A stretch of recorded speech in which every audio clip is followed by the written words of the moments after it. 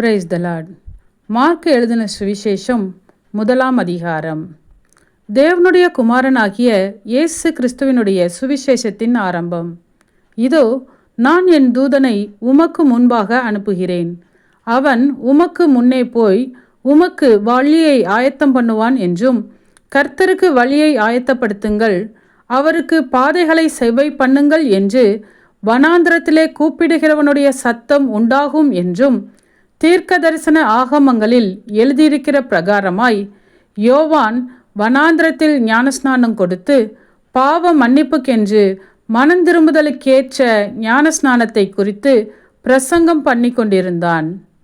அப்பொழுது யூதேயா தேசத்தார் அனைவரும் எருசலேம் நகரத்தார் யாவரும் அவனிடத்திற்கு போய் தங்கள் பாவங்களை அறிக்கையிட்டு யோர்தான் நதியில் அவனால் ஞானஸ்நானம் பெற்றார்கள்.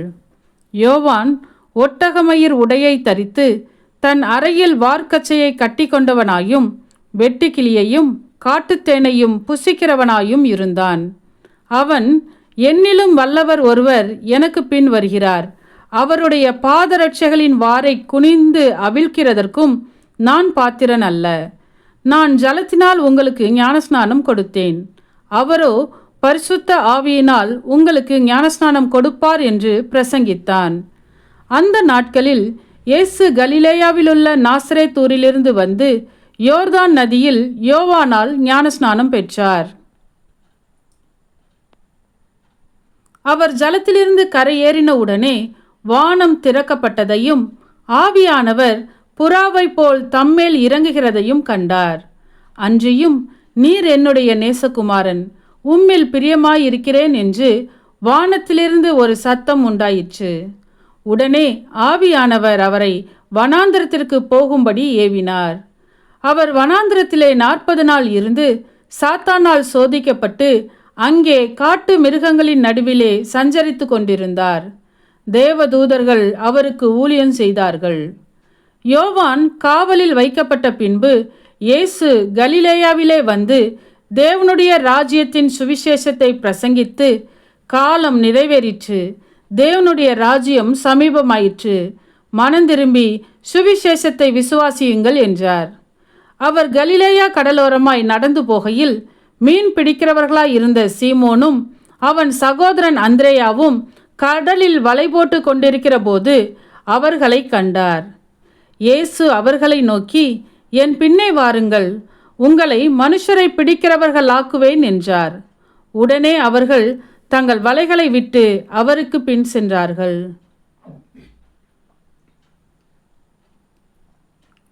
அவர் அவ்விடம் விட்டு சற்று அப்புறம் போனபோது செபெதேயுவின் குமாரன் யாக்கோபும் அவன் சகோதரன் யோவானும் படவிலே வலைகளை பழுது பார்த்து கொண்டிருக்கிறதை கண்டு உடனே அவர்களையும் அழைத்தார்.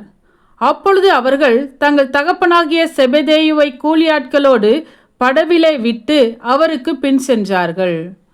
பின்பு கப்பர்நகூமுக்கு போனார்கள். உடனே அவர் ஓய்வு நாளில் ஜெப ஆலயத்திலே பிரவேசித்து போதகம் பண்ணினார்.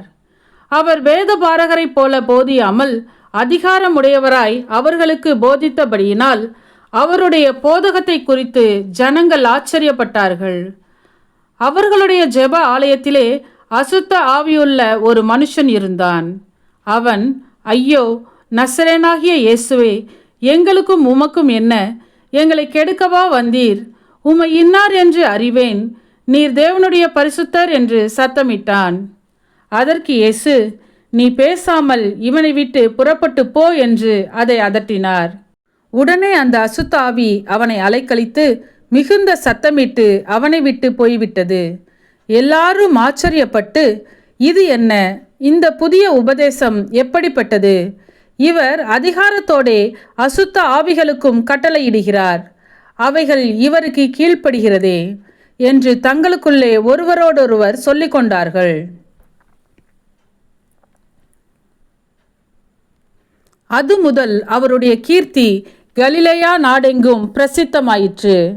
உடனே அவர்கள் ஜெப ஆலயத்தை விட்டு புறப்பட்டு யாக்கோபோடும் யோவானோடும் கூட சீமோன், அந்திரேயா என்பவர்களுடைய வீட்டில் பிரவேசித்தார்கள்.